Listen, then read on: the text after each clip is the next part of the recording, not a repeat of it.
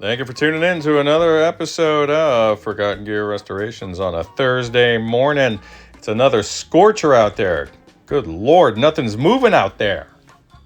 Nothing's flying around, nothing's chirping, nothing's making noise, nothing's crawling.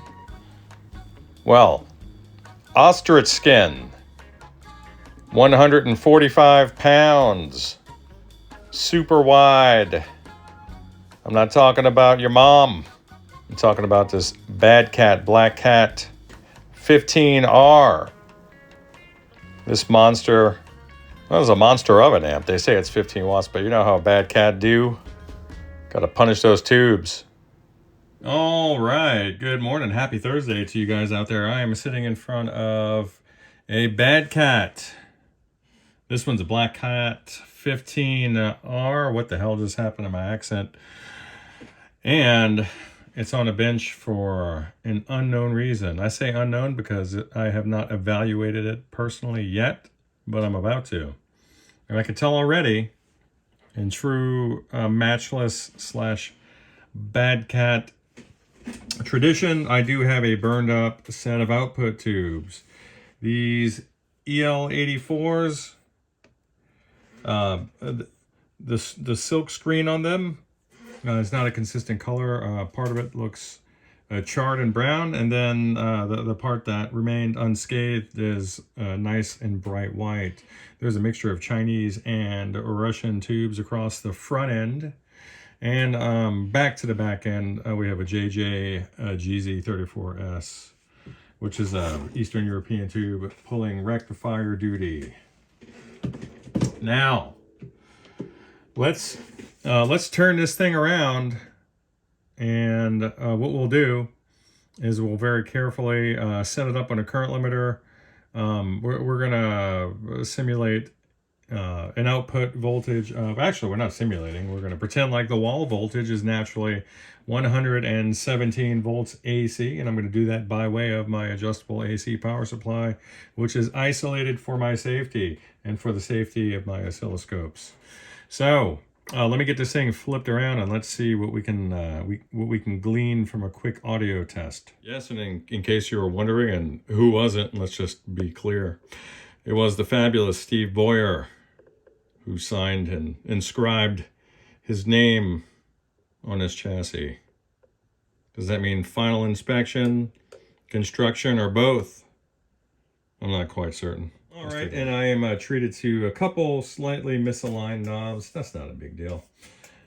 This one does have a reverb control for each channel and also a master volume control for each channel, which is defeatable by way of this little toggle switch. So effectively, when a master is rolled up to 100%, it is effectively out of the circuit, depending on which variant they chose to incorporate into the design there. But it's always nice to have the option. And let's get, let me try to get the best view of all the glass on top, because we're going to be doing some light testing. And you're going to hear a little bit of a fan in the background as I set up my oscilloscope and the function or signal generator. And I may have to move this guy here. We'll be checking one channel at a time, obviously. We're going to start with channel 1. All right.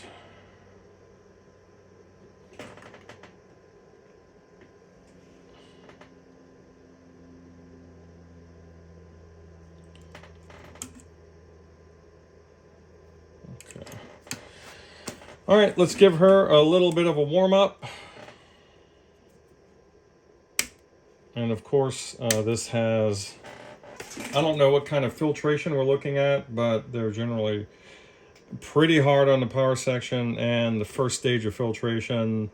If this is a cut and paste matchless design, which is to say if this is a Vox derivative, and I don't mean derivative in a negative way, but let's be real, that's probably what it is. Alrighty, so let's see what kind of signal we're going to produce. Let's go to 400 hertz.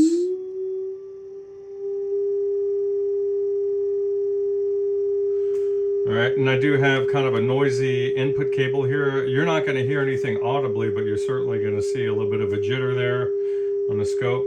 I found this interesting. We're in channel 1. Now, the master volume is completely up 100%. Now I'm going to switch it out. 3, 2, 1.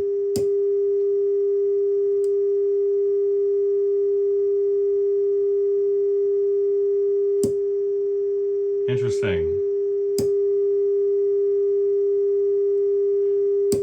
So I'm getting a couple of decibels increase in volume, so the master volume is loading down the signal. There we go. Amp is upside down, and I was in a wrong channel.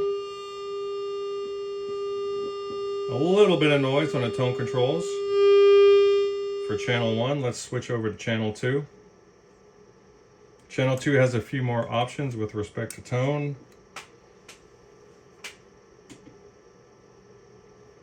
All right. Let's bring the master.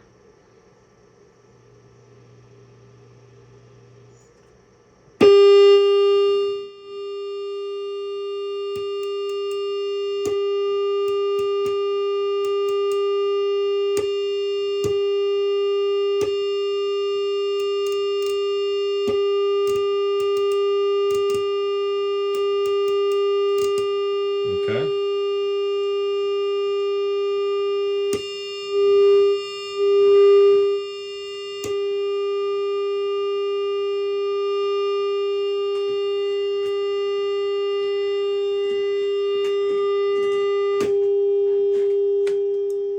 And we'll power down.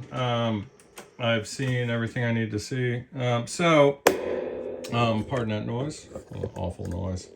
Channel 2, you can defeat the tone stack, and in so doing, you open up the ability to use this 5-way rotary switch, which will it apparently gives you some mid-range options from what I'm hearing. And then obviously you're like, well, what about the treble? Well, you can dial that in with the cut control as treat it as presence.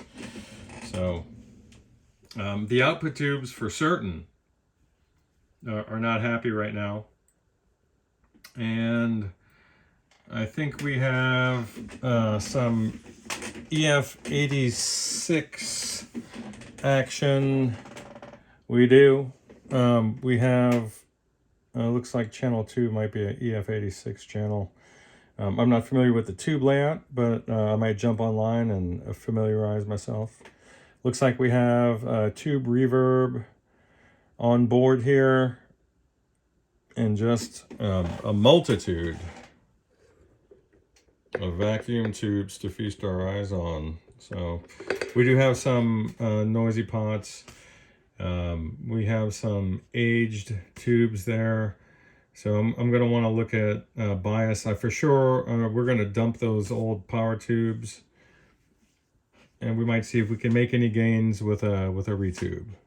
So, and I think that's actually one of the owner's intention, is just to have me retube this thing, and he has supplied the tubes. So you guys stand by, and we'll get this chassis flipped over so we can take a peek at the guts. I just did a quick test fitting for my my personal choice of favorite EL84s at the moment are the Sovtex, and the glass envelope is too fat to fit in this very conservative punch out, so it's a no-go. Gonna have to source elsewhere. And we are scanning through your interior. I already did an assessment there, but I'll just show you guys. We have some relays here for channel switching. And what do you switch? Well, you can switch reverb and obviously the channels. So typical construction, pretty good job. And I'm happy that they mounted these relay PCBs onto standoffs. So thank you for that. I'm gonna have to tighten these up because they're quite loose, but not a big deal. And then you can see the initial stage of filtration along with the rectifier there. which is not bad. And then there's some strain relief via this cable tie being bundled together with a harness down there, so that's fine. And we can see we have a 120 ohm cathode resistor, and then it's an affiliated bypass cap here. These filter caps test great, so they're not a concern at the moment. However, this dissipates a lot of heat, and I don't want it touching or being so close to this cathode bypass cap. So what I'm going to do is I'm actually going to, this is only a 5-watt unit. I'm going to put a 10-watter there, and I'm going to mount it to another terminal. I'll show you what I'll do. So at least with the older power tubes, dissipation was not absurdly high, as I would normally expect. We'll check it against the new tubes that come in. The owner is going to go ahead and place another order for tubes, but these little blue guys here are 100 ohm screen grid resistors. I'm going to bump those up to 1K or thereabouts, so we can bake in a little bit more margin and get a little extended tube life. All right, let's take a look at the cathode bias resistor on that power supply. It's no longer touching this guy here, so we have sufficient air gap there, and this will run cooler at 10 watts. And then you can see I reused some of that heat shrink there, so it looks factory. What I'm going to focus on next will be the screen grid resistors. I'm going to keep this guy in place, but this guy will be moved over to this tab here, obviously keeping it off of the grounded tab. All right, and here is the upgraded value to 1K, and then you can see I've moved them, so we don't have that long span. It's just more efficient.